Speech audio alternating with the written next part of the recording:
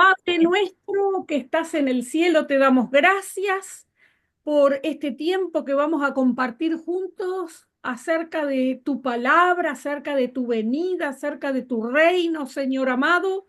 Gracias te doy. Gracias por ese plan de los siglos tan maravilloso en el cual nos has incluido, Señor, porque nos has llamado a ser parte de lo que tú has planeado. Gracias por enviar a Jesús. Gracias, Señor. En esta hora, Dios mío, encomendamos todo este tiempo de clase en tus manos y te damos toda la gloria, toda la honra, toda la alabanza. En esta hora ponemos todas nuestras cargas, nuestras necesidades, Señor, nuestros problemas en tus manos, nuestro cansancio quizás del día entero de trabajo. Yo te ruego que tú intervengas en cada uno de mis hermanos, fortaleciéndoles en este tiempo para que puedan tomar esta clase con 100% de atención. Gracias te doy. Amén y amén. Bueno, les doy la bienvenida a todos. Ya es nuestro segundo día, nuestro segundo peldaño. Gracias a Dios por seguir avanzando en el conocimiento de la palabra del Señor. Les pedí a todos que abrieran sus notas de la clase pasada y vamos a comenzar en este mapita que tenemos acá. Vamos a mirar un poquito y, como estaba diciendo recién, estamos viendo el final del imperio griego. Como Alejandro no tuvo hijos, sus generales tomaron los distintos territorios, los dividieron en cuatro partes y a cada uno le tocó una parte. Entonces, comenzando nuestra clase de hoy, podemos mirar cómo se dividió el imperio griego, ¿verdad? Alejandro trató de unificarlo, de unificar todas sus tierras a través del idioma griego. Él no movió a la gente, por favor, pongan el mute, gracias. Él no movió a la gente de sus territorios, pero sí impuso el idioma griego. Sus capitanes tomaron cada una de las áreas que nosotros vemos acá. Casandro tomó la parte de Grecia, Lisímaco tomó la parte de Turquía, Ptolomeo tomó la parte de África y lo que corresponde al territorio de Israel, y Seleuco se fue más bien hacia el lado de Asia, lo que sería hoy como es Irán, Irak, etcétera, varios territorios, ¿verdad? Hasta el año 175 antes de Cristo, la tierra de Palestina quedó en manos de Ptolomeo, que si nosotros miramos toda la parte en violeta, es lo que quedó Ptolomeo, hasta el año 175 que Seleuco o el territorio que le tocó a Seleuco, donde se encontraba el imperio asirio, encima de lo que sería el territorio de Israel, entonces invadió Palestina. Nosotros lo encontramos en Daniel 11:21, dice que su rey, el rey sirio, un hombre despreciable, comenzó con imposiciones griegas, politeístas, paganas y persecuciones a los israelitas. Todo esto era propio del imperio griego, ¿verdad? Esas imposiciones, ustedes piensen por un instante que los israelitas eran monoteístas, respetaban la ley, hacían todo el orden de la ley de Moisés, pero este hombre con sus imposiciones, con su adoración a muchos dioses, con costumbres paganas, con cosas propias del imperio griego que se impusieron, entonces generó dentro de la tierra de Palestina un conflicto muy grande, una verdadera revolución adentro del pueblo judío. Vamos entonces a las notas de la clase de hoy y ahí vamos a mirar el periodo intertestamentario, la parte número 2. Entonces este hombre, este rey de Siria llamado Antíoco IV, encontró una gran oposición de los judíos más fieles. Imagínense venirle a un judío que creían en Dios, que guardaban la ley, que guardaban los mandamientos, que habían entendido que solo existía un Dios todopoderoso, con lo que era la religión del imperio griego, que era totalmente politeísta, adoraban a muchos dioses. Si nosotros miramos en las historias del apóstol Pablo, cómo él cuando va a Grecia encuentra, de tantos dioses que tenían, encuentra un monumento o algo que habían construido al Dios no conocido, por si hubiera algún otro Dios para adorar, además de todos los que ellos adoraban, adoraban incluso a los que no conocían.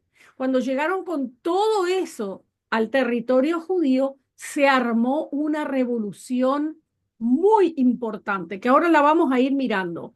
Los verdaderos judíos piadosos sentían que esta situación era completamente intolerante y por supuesto se generó esta revolución contra los sirios. Al margen de las motivaciones de tipo religioso, a esta oposición se añaden además otras razones de orden social. ¿Por qué? Porque los partidarios del helenismo eran en su mayoría miembros de las clases ricas. Nosotros no nos podemos olvidar que en Israel, si bien habían ricos, había ordenanzas de parte de la ley que Dios le había dado a Moisés para repartir entre los pobres, para perdonar las deudas, cosas que los judíos conservan hasta el día de hoy. Así que eso no dejaba que se notara tanto la diferencia entre los más ricos y los más pobres. Podríamos decir que dentro de la ley de Dios se practicaba una justicia social que obviamente en el pueblo heleno, en el pueblo, en el imperio, dentro del imperio griego, lo que quedó del imperio griego, no se respetaban. Por eso también esta revolución tiene que ver con el orden social, ¿verdad? Los griegos que venían eran miembros de las clases ricas, eran sacerdotes, eran nobles, pero cuando Jerusalén se convierte en esa polis griega o la tratan de convertir en una ciudad helénica, con un estatuto igual al de las demás ciudades que formaban parte del imperio griego, esa ciudadanía no dependía ya de ser parte del mismo pueblo mediante la circuncisión, la práctica del sábado y las leyes de la Torá, sino que se introdujo más bien el criterio de los ingresos y de la posición social. Imagínense que esto dentro de los judíos pasaba a ser casi que una abominación. De este modo, se comenzaron a favorecer claramente las clases más ricas, los sacerdotes, los que tenían más tierra, y el pueblo más humilde, de condición social más baja, empezó a quedar sesgado hacia un lado, a quedar dejado de lado, ¿verdad? Cuando un oficial sirio dice concurrió a la ciudad de Modín a imponer un sacrificio pagano, y ahora entramos en los problemas de orden religioso, imagínense los judíos que solamente celebraban sus sacrificios a Dios, mataban sus animales, ofrecían la expiación por el pecado, las ofrendas, etcétera, vinieron a imponerle un sacrificio pagano. Entonces el sacerdote judío, Matatías, se rehusó completamente a obedecerlo y dio muerte a otro judío que pasó a ofrecer el sacrificio. Como en todos lados, hay gente que sigue y hay gente que se vende a el imperio o a las imposiciones que se hacen desde afuera. Este judío, este sacerdote, siguió las normas del imperio griego y entonces Matatías, que era un sacerdote celoso, lo terminó matando. Matatías entonces, al hacer esto, huyó con toda su familia y otros judíos que deseaban mantenerse fieles hacia los montes, se escondieron en los montes. Aunque Matatías murió, esa revolución con ese remanente que quería guardar la ley y seguir conservando las costumbres judías, continuó. Esa revolución continuó, primero en manos de sus hijos y después en otros que siguieron, ¿verdad? Eh, Su principal hijo, Judas el Macabeo, también llamado el martillo, de donde toma el nombre la famosa revolución de los Macabeos. Entonces, en estos 400 años de silencio, nosotros podemos ver cómo el pueblo judío lucha por sobrevivir al imperio griego. Eh, con todas estas imposiciones griegas, se trata de profanar el templo. Los macabeos, entonces, los descendientes de ese sacerdote Matatías que defendía los principios inamovibles de la ley, entonces los macabeos derrotan a los sirios y reconquistan Jerusalén, es decir, se arman de fuerza, ese remanente que quedó con los hijos de este hombre que comenzó la revolución y logran vencer a este rey sirio y reconquistan Jerusalén, purifican y dedican el templo otra vez. Este acontecimiento era celebrado en la época de Cristo con la fiesta de la dedicación. Cuando nosotros escuchamos en los relatos en el Nuevo Testamento que estaban en la fiesta de la dedicación, se refería específicamente a esta revolución que tuvo que luchar para reconquistar Jerusalén, reconquistar el templo y volver, por así decirlo, todo a su lugar otra vez. Esto lo encontramos, o esta fiesta la encontramos en San Juan, capítulo 10, verso 22. La paz con los con los sirios se logra recién en el año 143 antes de Cristo. Y los judíos quedan totalmente independizados de los sirios. Si nosotros observamos hasta el día de hoy, el pueblo de Israel sigue en lucha con los sirios. Yo no sé si usted oye las noticias, pero siempre están en lucha con los sirios. ¿Por qué? Porque es una batalla que se ha propagado desde estos tiempos y desde antiguamente, desde los reyes, y nosotros empezamos a leer cómo el primer imperio, que fue el imperio asirio, ha tratado de conquistar la tierra de Jerusalén hasta el día de hoy. Quieren quitarle la tierra a Israel, pero esa tierra Dios se la ha dado al pueblo judío, ¿verdad? Muy bien. Nosotros no nos vamos a meter en política ni vamos a decir somos partidarios de esto o de lo otro, porque al fin y al cabo, hoy en día, todos necesitan reconocer a Jesús como el Mesías. Eso es lo único que va a traer paz. La Biblia dice que estamos en los últimos tiempos y que se va a levantar otra vez un hombre como Antíoco Epífanes, o un hombre que podemos decir Antíoco Epífanes fue el modelo del anticristo que habría de venir, y va a hacer lo mismo que este hombre, ¿verdad? Va a ir al templo y lo va a profanar. Dice que Antíoco Epífanes era un hombre tan despreciable que todo lo que podía hacer en contra de las leyes del pueblo de Dios lo haría. Y dice que llegó al punto de sacrificar un cerdo en el templo. Los judíos entonces tuvieron que defenderse. Por eso se llama la revolución de los macabeos, ¿verdad? Los macabeos fueron los que lucharon hasta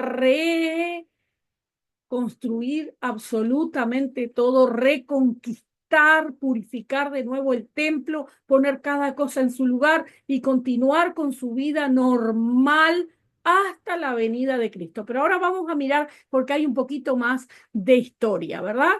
Muy bien. El pueblo judío, agradecido, recompensa a Simón el Macabeo, proclamándolo sumo sacerdote, y a sus descendientes, es decir, a su familia, etnarcas, que significa gobernadores provinciales perpetuos. Y acá hay una cita y yo le pregunto, ¿de dónde es esta cita que estamos dando? Dice Primera de Macabeos 14, 41 al 48. Y alguno va a decir, "Ah, estamos leyendo los libros apócrifos. ¿Usted sabe que existen libros apócrifos o no? Sí, claro que sí. ¿Qué significa un libro apócrifo? Lo vamos a definir rapidito porque después vamos a volver a entrar en el canon bíblico.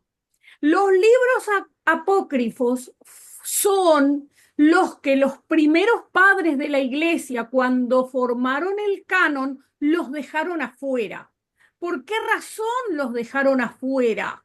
Los dejaron afuera porque no tienen ningún sentido espiritual, sino que en ellos hay solamente relatos históricos. Si nosotros leemos, por ejemplo, el libro de los Reyes, los dos libros de Reyes, primera y segunda de Crónicas, Esdras, Nehemías, Esther, podemos decir lo mismo, también son libros históricos, pero tienen una connotación espiritual. Sin embargo, estos libros de Macabeos solamente nos narran qué sucedió en esos 400 años de silencio, pero no tienen una connotación espiritual. Los macabeos no son los únicos libros apócrifos que existen. Existen otros como Susana y el dragón, bueno, hay varios. Pero el tema es que muchos de ellos son simplemente literatura o historia, pero no tienen un contenido espiritual. Ojo, que les voy a decir que en internet está el libro de Enoch y algunos se basan en el libro de Enoch para inventar algunas teologías, especialmente las teologías que se refiere a los demonios. Basan muchísimo de la guerra espiritual en esos libros. Nosotros no reconocemos ninguno de los libros apócrifos, ninguno. Solamente decimos que en ellos hay historia y en otros solamente literatura. Los libros que componen la Biblia que nosotros utilizamos son los únicos libros que nosotros reconocemos dentro del canon bíblico. Después nosotros tenemos otra materia que habla de cómo se forma el canon bíblico, cómo se aceptan cada uno de los libros, pero por eso yo se lo digo simplemente a grandes rasgos, ¿verdad? Hay otros libros, hay Biblias, específicamente las Biblias católicas, que incluyen los libros que nosotros le llamamos apócrifos. ¿Por qué le llamamos apócrifos? Porque solamente reconocemos en ellos historia o literatura o algún otro género, pero no le reconocemos como que tengan contenido espiritual como el canon que nosotros utilizamos en las Biblias. No sé si hay alguien que tiene alguna pregunta en cuanto a esto, puede quitar su mute y hacérmela. Si no, Yo, continuamos. yo Sí, quería preguntarle, pastor, acerca de los libros estos, sí, apócrifos, sí, señor. si, si uno lo puede leer, Y claro, porque es uno se como leer, usted recomienda. lee una novela o lee un libro de historia, léalo con esa intención, pero no lo lea con otra intención, porque ya le digo, muchos de la guerra espiritual basan en el libro de Enoch y tiene unos disparates increíbles que no están de acuerdo con la teología bíblica. Entonces, si usted lo quiere leer, por supuesto, cada persona es libre de hacerlo, ¿verdad? El tema es el siguiente. eh, Pastora, Cuando le damos una intención espiritual, cuidado. Sí, dígame. esos libros apócrifos están en la Biblia católica. Sí, señora, la Biblia católica los reconoce como parte del canon. Ah, ok. Sí. ¿Alguna otra pregunta? Muy bien, seguimos. Entonces el bisabuelo de Matatías, llamado Amón o Asmón, es quien le da el nombre a este periodo, en que la familia se pone al frente de la revolución. Otro grupo minoritario que se unió a los asmoneos fueron los Hashidim o los Hasideos, que significa los santos. Podemos decir, eran pequeños grupos, ¿verdad?, que se iban uniendo a esta revolución para sacar todo lo que quedaba del imperio griego y volver a restablecer el templo y las costumbres judías. Este grupo, los santos, era un grupo fiel a la ley de Moisés, se unieron a los macabeos para no seguir las costumbres griegas. Más adelante, este grupo, los hasideos, llamados los santos, son los que van a dar origen a lo que nosotros conocemos en la Biblia como los fariseos. Recordemos que los fariseos eran los que guardaban la ley más profundamente, más acérrimamente. Si nosotros miramos a Nicodemo en San Juan capítulo 3, Jesús le dice, y tú, un maestro de la ley, me vienes a preguntar cómo entrar al reino de los cielos. Porque los fariseos, los doctores en la ley, guardaban la ley, pero al pie de la letra. Se iban a tal extremo que luego persiguieron a Jesús cuando él sanaba un sábado o cuando él comía sin lavarse las manos, y Jesús les demostró que el reino de los cielos va por otro lado, que no es tan importante. Si bien es importante lavarse las manos, hay algo peor para lavar, que es nuestro corazón, nuestros pecados, nuestro interior. Hay algo mucho más profundo que guardar la ley, que es entregarse de todo corazón al Señor y reconocer a Jesús como el Mesías. Todas estas personas que guardaban la ley hasta ese punto, muchos de ellos fueron los que crucificaron a Jesús, porque no pudieron reconocer que él era el Mesías prometido. Sin embargo, guardaban la ley Pastora, correctamente. Sí, dígame. estoy un poquito confundida.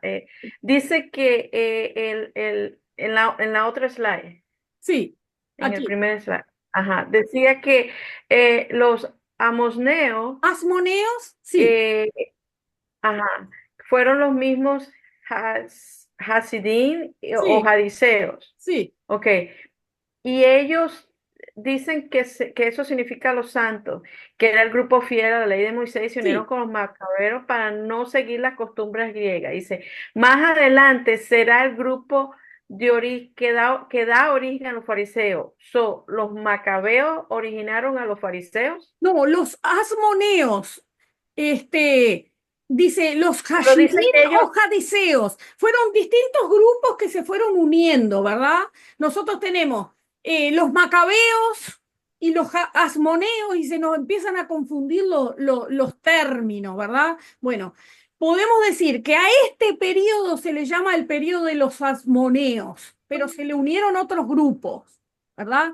Se le unieron otros grupos. Había grupos más conservadores y grupos menos conservadores. Los grupos más conservadores, que se les llamaba también los santos o los hadiseos, estos fueron los que dieron origen al grupo de los fariseos, que guardaban celosamente la ley. okay, porque lo que me confundió dice que ellos se unieron con los macabeos para no seguir las costumbres griegas. Claro, exactamente. Eran grupos que se apartaron. Vuelvo a retomar. El imperio griego trató de imponer en el territorio judío las costumbres griegas. Entonces se armó una revolución, porque los judíos, que eran más celosos de la ley, no iban a permitir que se impusieran las costumbres griegas, y mucho menos la religión griega, que era politeísta. ¿Qué pasó? Un sacerdote judío se vendió y vino a ofrecer un sacrificio de la religión griega. Entonces este señor, el abuelo de Matatías, lo mató, y entonces tuvo que huir él y toda su familia hacia los montes, que fue lo que leímos anteriormente. ¿Qué pasó? Él se murió, pero sus hijos continuaron. No nos podemos olvidar que son 400 años de silencio. Eso no fue una revolución de un día ni dos, fue una pelea por mucho tiempo, ¿verdad? Entonces, fue generación tras generación hasta que se convirtieron en los fariseos. No sé si se queda un poquito más claro ahora.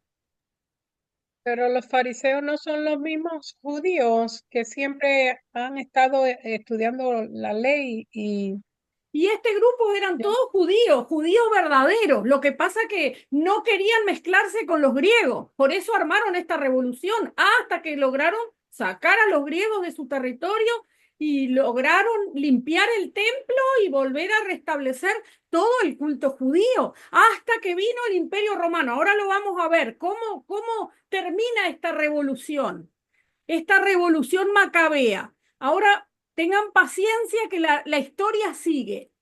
¿Estamos de acuerdo? ¿Van Amén. entendiendo?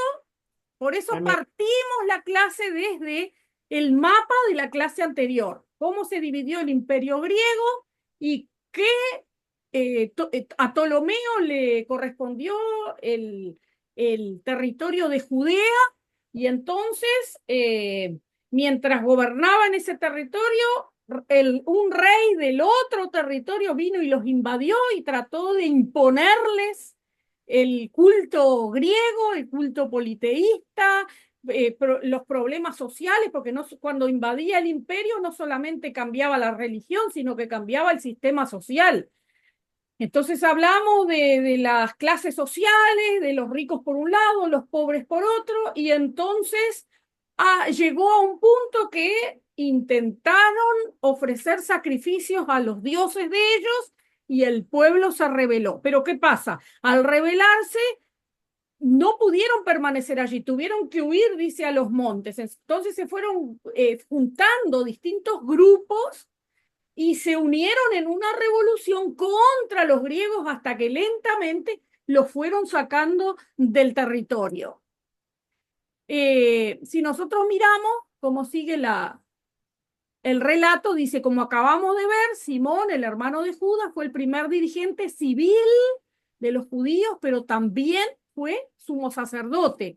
Así dice que comenzó un nuevo periodo donde se juntaba en la misma persona la responsabilidad civil y la responsabilidad religiosa. Es decir, una vez que limpiaron el territorio y volvieron a instalarse en las ciudades, salieron de las peñas, lograron imponer su vida anterior, por así decirlo, este, Simón, el hermano de Judas, pasó a ser el primer dirigente civil de los judíos. Juntó su responsabilidad civil, es decir, de gobernar la ciudad, de poner orden, de ver que todo estuviera bien, y también la función religiosa de ofrecer los sacrificios. El periodo de Simón fue breve y se destacó por conseguir un tratado con Roma. Para este entonces, el Imperio Romano ya había tomado posesión. Imagínense que estamos en el final del Imperio griego, todos los problemas del Imperio griego, todas las revoluciones, la invasión de Roma, los judíos que querían tener su propia religión, su propio territorio, sus propias costumbres, seguir guardando la ley, todo eso generó una tremenda revolución hasta que vienen los romanos, y los romanos, con el ejército tan grande que tenían, impusieron la paz.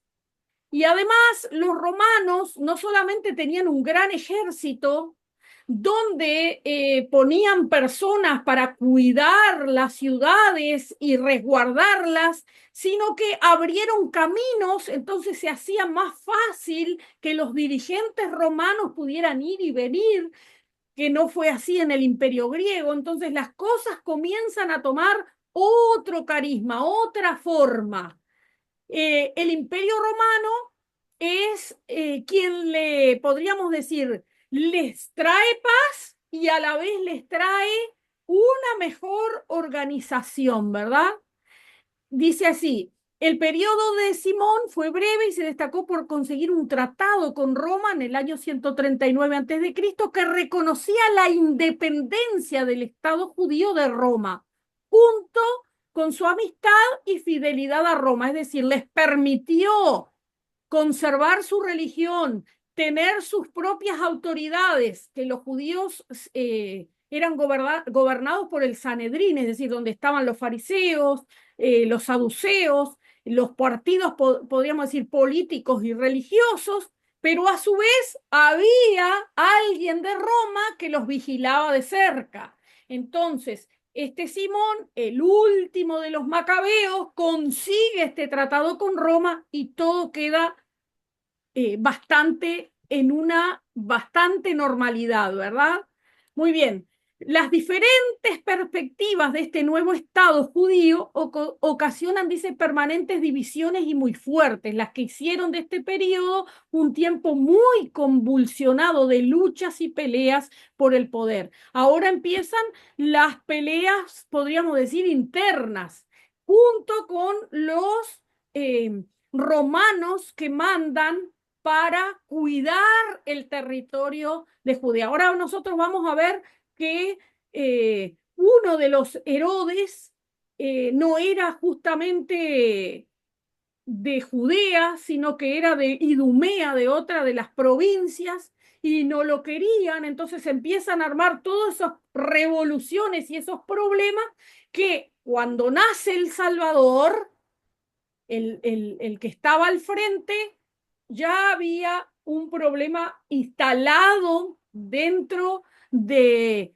todo el territorio de Israel y otra vez estaban deseando que llegara el Mesías y pensaron que Jesús venía para salvarlos, no espiritualmente ni con un reino espiritual, sino querían coronarlo como el rey de los judíos. Por eso cuando Jesús muere, le ponen esa corona, el que decía ser el rey de los judíos, ¿verdad?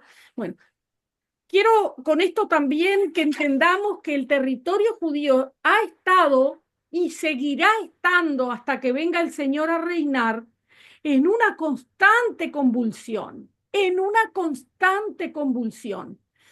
Nosotros podemos preguntarnos, pero ¿por qué el Medio Oriente está siempre igual? Desde que nosotros podemos mirar la historia, el contexto bíblico, siempre hay problemas y problemas todos entreverados y bueno, yo creo que por el pecado de Israel hay un montón de muchas de estas consecuencias. En segundo lugar, no haber aceptado el Mesías, otro montón de consecuencias más.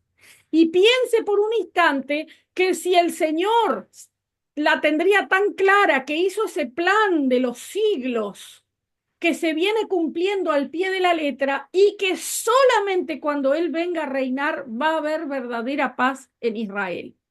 No esperemos que venga nadie a traer paz al Medio Oriente porque toda la paz que se traiga va a ser ficticia. La Biblia lo dice y es bien claro. No sé si hay alguien que tiene alguna pregunta. Seguimos entonces. Dijimos que Simón fue el último de los macabeos en la sucesión de la familia que logra un pequeño trato con Roma, pero Simón y dos de sus hijos son asesinados. Entonces toma el poder otro de sus hijos, Juan Hircano. Era un buen líder militar y recuperó varios territorios que habían pertenecido a los judíos. Derrotó finalmente a los sirios, samaritanos e idumeos. Pero el emergente partido de los fariseos no vio con buenos ojos la alianza de Juan Hircano con Roma. Creían que era un acomodo de su fe y sus convicciones religiosas. Las diferencias fueron cada vez más fuertes hasta que se produce una ruptura entre los jadiseos y los macabeos. Bueno, empezamos con los problemas internos, ¿verdad? Hasta ahora estaban todos esos grupos unidos y habían enfrentado al fin del imperio griego y ahora iban a enfrentar al imperio romano, pero se empezaron a pelear entre ellos y a dividirse entre ellos. Entonces a esto se suman varios incidentes, como poner sacerdotes que no eran de la línea de Aarón, fuera de la ley de Moisés, forzar la conversión de los idumeos al judaísmo, la fuerte oposición entre los fariseos, recordemos que los fariseos eran los que guardaban la ley más celosamente, fuerte oposición entre los fariseos y los que quedaban el vestigio del imperio helénico, quienes querían que se hablara solamente en lengua griega. Esto da origen a una gran guerra civil que va a durar hasta el 63 antes de Cristo. Así que del 147 antes de Cristo al 63 antes de Cristo fue una batalla y un entrevero completo el territorio de Israel con Roma y con el vestigio del imperio griego. Hasta que interviene Roma. Roma impone la paz, pero también la dominación. Acá no lo dice, pero ¿cuál era la dominación? Bueno, Roma les dijo, les vamos a permitir que ustedes tengan sus gobernadores, les vamos a permitir que ustedes tengan su religión, les vamos a permitir que ustedes continúen con su culto, pero nosotros les vamos a poner fuertes aranceles. ¿Les suena esa palabra en el día de hoy? Le vamos a poner unos impuestos tremendos.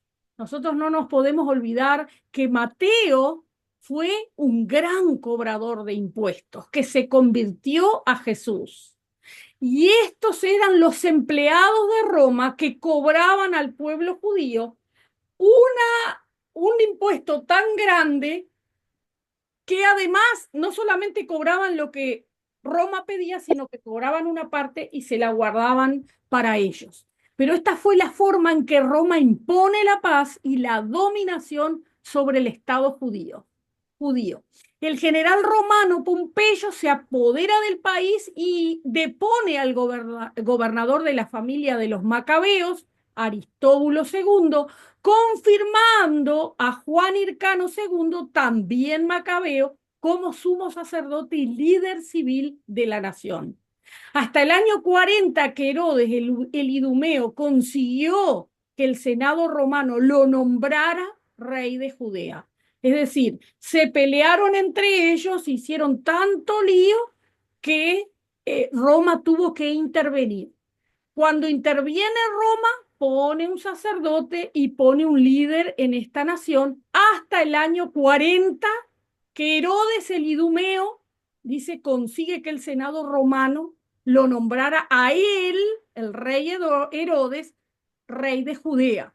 Recordemos que cuando nació Jesús, Herodes era este rey del que estamos hablando. Este monarca vasallo fue un hombre de gran capacidad política y supo ganar y mantener el favor de aquel que gobernaba Roma. Herodes quedaba bien con Roma y quedaba bien con los judíos. Si nosotros observamos, Herodes fue quien ayudó a que todo volviera a su lugar en el templo, les reconstruyó gran parte del templo. ¿Para qué? Para quedar bien con los judíos y que los judíos estuvieran bien con él. Pero a su vez él quedaba bien con Roma. Entonces era un gran, podríamos decir, negociador, pero un gran falso también. Él tuvo la oportunidad de salvar a Jesús y ¿qué hizo? Se lavó sus manos, ¿verdad? No sé si hay alguna pregunta. Muy bien. Él tuvo que conquistar el reino, peleando contra el último de los asmoneos. Herodes profesaba la religión judía, pero no era judío, era idumeo, que es una provincia más abajo de Judea. Tuvo que agradar a un pueblo compuesto de 3 razas, judíos, árabes y griegos. Su dominio abarcó mucho territorio, pues Roma le había otorgado nuevas posesiones. No solo le dio la parte donde está Israel, sino que también le dio más arriba Samaria, Perea y Idumea, y se le llamó Herodes el Grande, porque él conquistó todo eso. Herodes el Grande trató de ganar el favor de los judíos, construyendo un magnífico templo en Jerusalén para reemplazar el que había sido dañado por la guerra. En realidad no lo construyó, sino que lo refaccionó y le hizo partes que sí se habían destruido pero él hizo lo mejor que pudo para quedar bien con los judíos. Recordemos que los judíos amaban el templo. Ellos entendían que porque el templo estaba ahí, Dios estaba con ellos. Por eso Jesús, cuando les dicen los discípulos, mira el templo, qué lindo el templo que tenemos, Jesús le dice, escúchenme, no va a quedar piedra sobre piedra. Jesús sabía lo que habría de venir. Jesús sabía que se acercaba el tiempo que iban a destruir Jerusalén, iban a destruir el templo. Pero los judíos amaban ese templo. Ellos creían que Dios estaba con ellos porque ellos tenían el templo. Incluso cuando Jesús habla con la mujer samaritana, dice, la samaritana le pregunta a Jesús, ¿dónde tenemos que adorar? ¿Es acá o es allá? Y Jesús le dijo, llegó el tiempo de que los verdaderos adoradores adorarán al Padre en espíritu y en verdad. No se trataba del templo, sino se trataba de reconocer a Jesús como el enviado de Dios. Pero ellos nunca lo entendieron, ¿verdad? Seguimos. Sin embargo, a los judíos nunca le gustó Herodes porque no era judío, sino que era idumeo. Era enemigo tradicional de los judíos y usurpador de un puesto que le correspondía a alguno de los judíos. Sin embargo, él, no siendo judío, siendo idumeo, había quedado bien con los romanos hasta que los romanos lo nombraran el rey, y los judíos no lo querían por esa razón. Herodes emprendió también un extenso programa de construcción de la ciudad, ¿verdad? Transformando varias ciudades y edificando algunas nuevas según su inclinación helenística. No podemos olvidarnos que Herodes se vendía a lo que fuera, ¿verdad? Y todo estaba anteriormente bajo el imperio de Alejandro Magno, y entonces habían adoptado muchísimas costumbres helénicas. Entonces Herodes quedaba bien con unos y quedaba bien con otros y quedaba bien con otros, pero esto a los judíos no les gustaba. Los judíos querían seguir las ordenanzas de Moisés y que los dejaran en paz, pero él estaba metido ahí porque él había luchado por todo esto y había quedado bien con Roma, y Roma le había nombrado el rey en Judea, ¿verdad? Muy bien, sus obras públicas costaron una enorme cantidad de dinero a un país pequeño y pobre, agobiado por tantas guerras internas y por tantas dificultades. Entonces se aumentó el peso del yugo en impuestos y tributos a Palestina para poder construir todas esas ciudades y reconstruir otras y hacer otras nuevas y hacerlas al modelo helénico y a las leyes impuestas por Roma. Entonces él agravó los impuestos sobre el pueblo judío, que cuando vino Jesús había una crisis tremenda interna en Jerusalén y en toda Judea, ¿verdad? Muy bien. Este rey idumeo fue un político astuto y cruel. Se casó con una mujer llamada Mariam, miembro de la aristocracia y princesa asmonea. Dividió la oposición, abolió la aristocracia y reprimió absolutamente toda la oposición, exterminando a sus enemigos reales o supuestos. ¿Valiéndose de qué? Del imperio romano, que era sangriento. Como él había quedado bien con los romanos, entonces el imperio romano estaba allí presente y él abolió absolutamente a todos sus opositores. Mire, fíjese hasta el punto que cuando vienen los magos y quieren también ir a ver a Jesús, que ha nacido, al rey de los judíos, y vienen a Herodes, Herodes dice, bueno, vayan, descubran y vengan y me avisan. Pero fueron avisados los reyes magos de que no volvieran a Herodes, porque Herodes iba a exterminar absolutamente a todos aquellos que se le opusieran. Entonces nosotros podemos mirar cuán sangriento era este rey. No le importaban ni los judíos, ni los romanos, ni los helenos, sino que le importaba él mismo, él tener el poder, él dominar, él tener su lugar y no iba a permitir que absolutamente nadie que se le opusiera estuviera ahí. Pero mire qué precioso es, y nosotros podemos ver la mano poderosa de Dios, porque Dios se le revela a estos hombres y les dice, no, no vuelvan a Herodes, porque va a buscar al niño para matarlo, váyanse por otro camino. Y Dios salva a su hijo, despierta a José y a María y le dice, váyanse a Egipto hasta que no estén más los que quieran matarlo. Y Herodes fue tan cruel que mató a todos los niños varones menores de 2 años. Algo, una crueldad tan grande porque Herodes no iba a permitir que nadie tomara su lugar. Fíjese hasta qué punto una persona puede amar el poder y hasta qué punto una persona así puede ser utilizada por el enemigo para enfrentar a los planes de Dios. Pero déjeme decirle en esta noche, bendito nuestro Dios, porque Él ha de cumplir todos sus planes con su vida y con la mía también.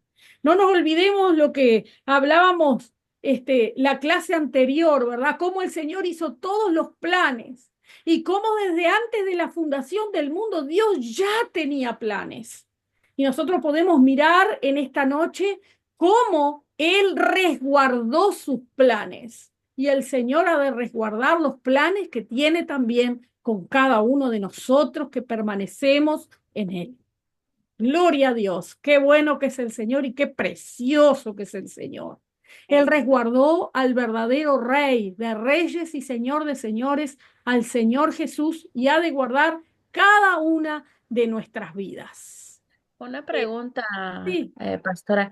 Entonces, prácticamente Herodes podría decirse que era como un tipo de anticristo, y porque quiso matarlo desde antes, desde pequeño. podríamos decir que Herodes fue, eh, podríamos decir, un instrumento de Satanás de los más grandes. Imagínense que él planeó matar a Jesús. Él planeó matar a Jesús. Fíjese con la falsedad que él se mostró frente a los magos, porque él se mostró tan amable, les dijo, ay, qué bueno, nació el rey de los judíos, vayan y descubran y vengan a decírmelo. Si Dios no le avisa en sueños que no regresen ahí, ¿qué hubiera pasado? Lo mataron. Hubiera pasado que ellos no sabían y hubiesen regresado y Herodes lo hubiera matado al niño.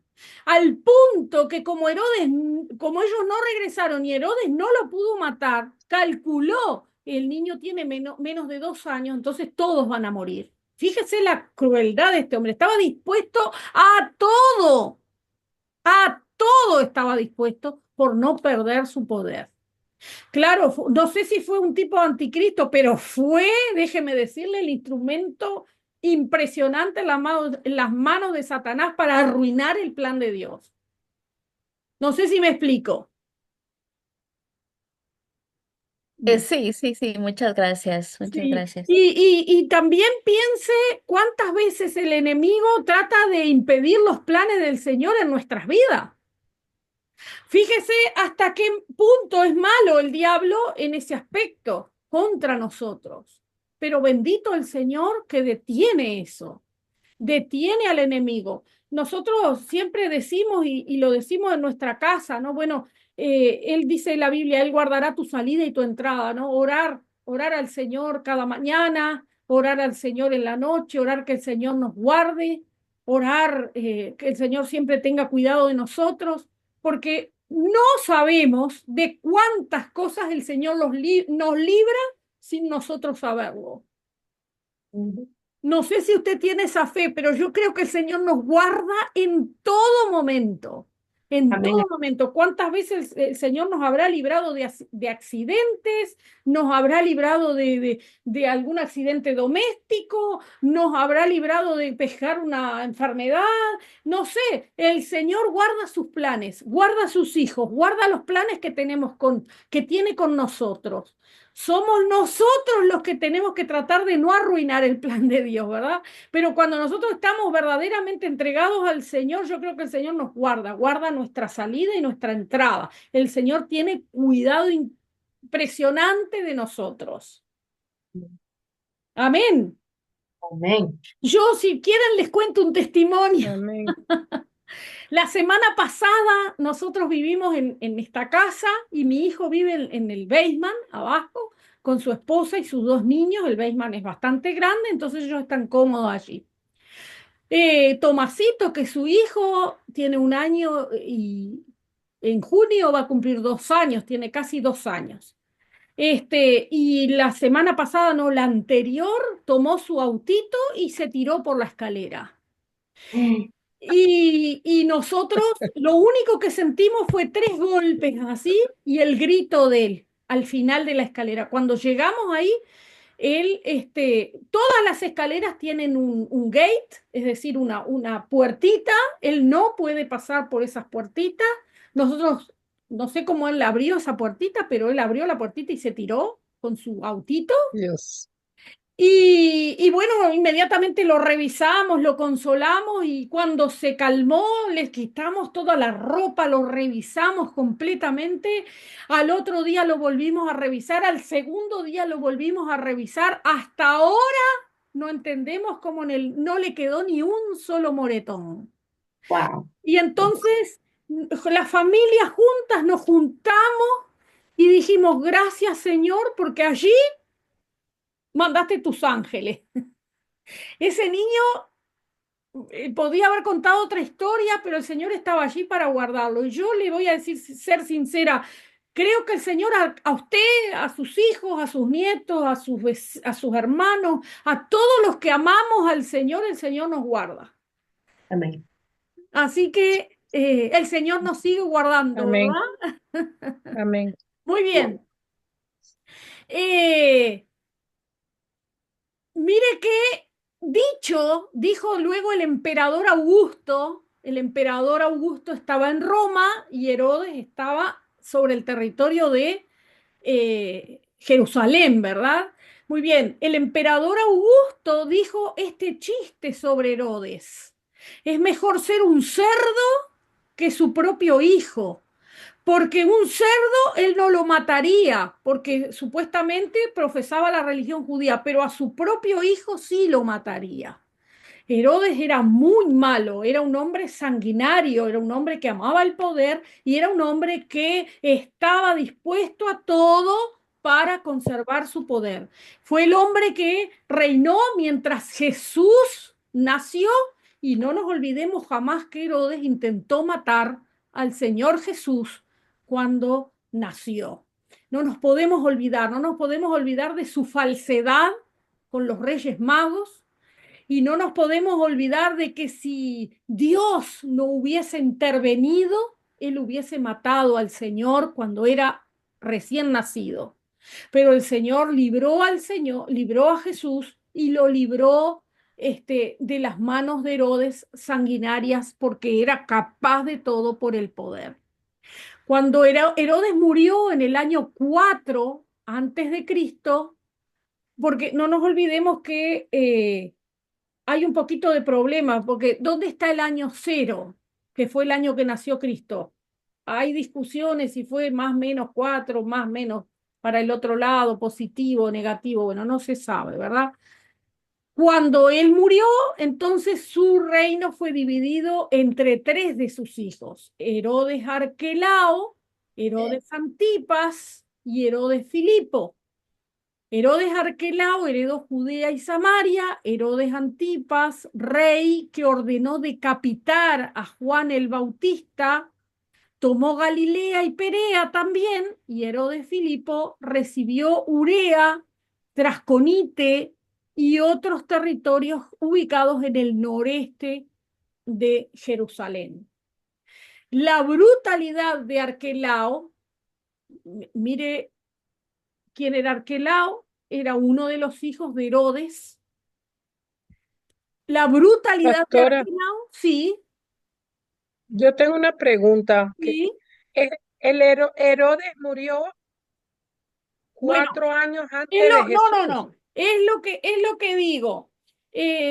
Las fechas Ok, no están bien, ese es ok. más menos. Murió inmediatamente que Jesús, póngale, tenía 2, 3 añitos, él murió. Acuérdense que cuando Jesús ya estaba criado, él estaba en Egipto, Dios le dice, bueno, regresen porque los que querían matarle ya no lo quieren matar más.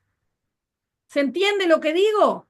Entonces, cuando él muere, Dios le dice a José que traiga a Jesús de nuevo y lo lleva a la ciudad de Nazaret, por eso fue llamado Jesús de Nazaret, ¿verdad? Y crían a Jesús en Nazaret.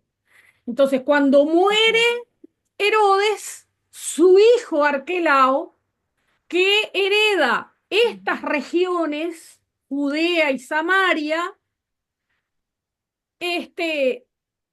precipita su brutalidad, la brutalidad tan grande que tenía, precipitó o generó una oposición de parte de los judíos y los romanos lo desterraron. Es decir, al hijo de Herodes, ese hijo que era más brutal que Herodes, generó tanta oposición dentro del pueblo judío que no solamente los judíos lo detestaban, sino que también Roma. Entonces Roma manda la orden de desterrarlo. Entonces estos pusieron a Judea y a Samaria bajo el control de un procurador, un gobernador responsable directamente a los romanos. Ese gobernador o procurador más conocido fue Poncio Pilato, ¿verdad? Que gobernó del 26 al 36 después de Cristo, sireño, que lo encontramos en Lucas capítulo 2, versículo 2, gobernador de Siria, nombró a un soldado romano, Caponio, para este puesto y ordenó un censo con el fin de imponer tributo. Pero ahí ya estamos en cuando Jesús nació, pero no vamos a mirar cuando Jesús nació, vamos a seguir la historia. Nosotros estamos en esos 400 años de silencio hasta que llega la venida del Señor Jesús. Si nosotros observamos, podemos ver en qué momento impresionante de la historia llega el Señor Jesús, en medio de un imperio más sangriento, del imperio más fuerte que existió, más brutal, y no solamente brutal por su fuerza física, sino por sus castigos. Roma o el imperio romano dominó por sus castigos, por su ejército brutal que llegaba, imponía la paz, si estaban bien con Roma, claramente, pero para que hubiera paz, lo que hacían era imponer castigos y tributos muy severos. Dice que no hubieron castigos como los romanos.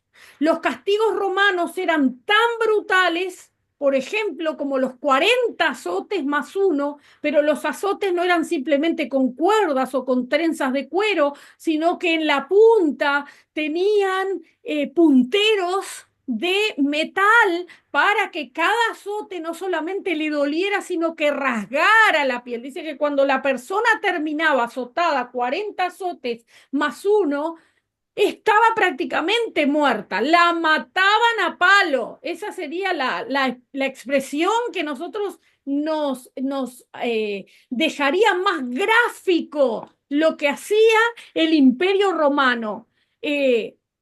Mataban a un nivel de crueldad que quién no se iba a someter al imperio romano. Piense por un instante, ¿quién no iba a hacer caso si venían con esa brutalidad tan grande que solamente azotándolos ya los dejaban prácticamente muertos? Pero además los llevaban a la cruz. Entonces, cuando nosotros miramos la vida del Señor Jesús, nosotros no solamente tenemos que observar que Él fue a la cruz y murió en la cruz y lo clavaron clavos y le clavaron una lanza y el sufrimiento del Señor fue brutal, sino que venía de esos 40 azotes. El Señor cuando llegó a la cruz ya estaba destrozado físicamente. El sufrimiento del Señor por usted y por mí, nada más que por usted y por mí, fue tremendo. Así que Jesús vino a vivir o vino a nacer, vino a vivir esos 30 años, 33 años de su vida, vino bajo la podríamos decir, edad más oscura de la historia del ser humano. Después nos hablan, bueno, de la Edad Media, de todas las distintas edades, de las guerras. Mire, no hubo, como en el Imperio Romano, la crueldad tan grande, y allí vino el Señor a nacer. Siguen las guerras, dice, así se precipitó una sublevación dirigida por Judas el Galileo, que la encontramos en Hechos, capítulo 5, verso 37. Aunque la revuelta, dice, fue dominada, los judíos más fanáticos se separaron de los fariseos y formaron el partido de los celotes. Recuerden que Jesús llamó a uno de sus discípulos el celote. ¿Qué era el celote? Eran partidarios de este grupo que se había dividido en la revuelta contra los romanos, dirigida por Judas el Galileo. Estos hombres eran radicales, eran revolucionarios, eran fanáticos completamente, y al final de todo llevan a Israel a la ruina, pues inspiraron a los judíos a tratar de sacudir de sí el yugo romano, es decir, llevó a los judíos a enfrentar el imperio romano, y claramente la nación judía terminó en una revolución que se rompió todo el templo, se destruyó todo y los judíos se dispersaron por completo. Los celotes eran, podríamos decir, muy malos. Eran tan malos que intentaron enfrentar al imperio romano. Durante el periodo antes de nacer Cristo, los judíos gozaban de ciertas libertades políticas y religiosas, pero tenían que pagar pesados impuestos al gobierno romano. Los soldados romanos estaban acantonados en las ciudades y los pueblos, y un recaudador de impuestos se sentaba a la puerta de cada población de importancia. Nosotros recordemos a Mateo, como dijimos hace un momento atrás. Los judíos deseaban la libertad, pero eran demasiado débiles para expulsar a sus conquistadores. Así se despertó en ellos la esperanza mesiánica prometida por los profetas en el Antiguo Testamento. Cuando surge Jesús, entonces los judíos pensaron en proclamarlo su rey. Querían que los liberara del imperio de los romanos. Nunca entendieron que el Señor vino a darles otro tipo de libertad, la libertad espiritual, la libertad de la muerte eterna, la libertad de la muerte espiritual. Nunca entendieron que Jesús era ese Mesías prometido. Si nosotros observamos por un minuto en la oscuridad que vino el Señor, 400 años de luchas, de peleas, de batallas, de enfrentamientos tan grandes, de sufrimiento, porque en medio de todo eso las poblaciones sufren tremendamente. Pero mire lo que le voy a decir en esta noche, y con esto vamos a terminar nuestra clase del día de hoy. En el momento más oscuro es cuando viene la luz del Señor. Por eso jamás debemos afligirnos de tal manera hasta perder la esperanza, porque en los momentos más difíciles, más oscuros, es cuando Dios nos da una salida maravillosa. Y fíjese qué salida dio en este momento al pueblo judío. Vino Dios mismo en persona a salvarles. Y déjeme decirle en esta noche, creemos en que Dios tiene el mismo poder. El Señor es el mismo de ayer, de hoy y de siempre. Y cuando estamos en nuestras horas más oscuras, más difíciles, más problemas, más dificultades y no vemos una salida, el Señor se hace presente como ese libertador que Él es, y nos saca adelante y nos da la victoria, y podemos decir: qué precioso es caminar con nuestro Señor en nuestra vida, porque Él va con nosotros y siempre nos da una victoria preciosa. Y si en esta noche usted se encuentra en un problema, en una dificultad, en una necesidad, en un momento oscuro que no sabe qué decisión tomar, déjeme decirle que el Señor Jesús viene a nuestras vidas y nos da de su preciosa luz. El Señor trae luz al ser humano, trajo luz al universo, trajo luz a nuestras vidas.